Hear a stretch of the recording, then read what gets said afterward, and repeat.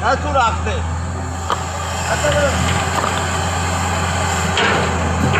ਉੱਤੇ 2-2 ਫੁੱਟ ਮਿੱਟੀ ਚਲੀ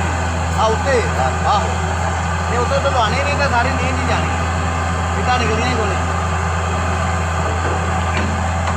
ਇੱਟਾਂ ਫੜੋ ਇੱਟਾਂ ਆਈਆਂ ਇੱਟਾਂ ਮੈਂ ਫਿਰ ਉੱਥੇ ਜਾਵਾਂ ਆਹੋ ਉਹ ਯਾਰ ਇਹਨਾਂ ਝੱਟ ਲਾ ਲਾ ਕਰਾਇਆ ਇਹ ਪਈਆਂ ਰਹਿਣ ਦੇ ਇਹਨਾਂ ਛੱਡ ਇੱਟਾਂ ਦਾ ਬਾਬਰ ਭੇਜ ਤੇ ਆਇਆ ਹੀ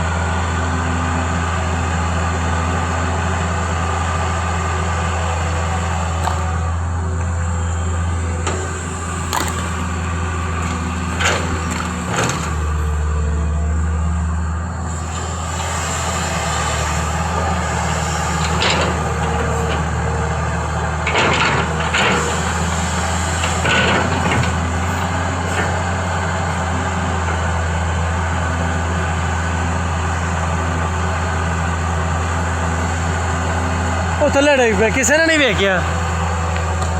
ਆਵੇ ਨੂੰ ਉਹ ਦੂਸਰੇ ਨੂੰ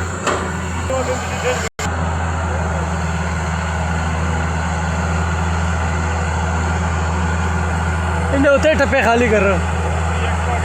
ਹਾਂ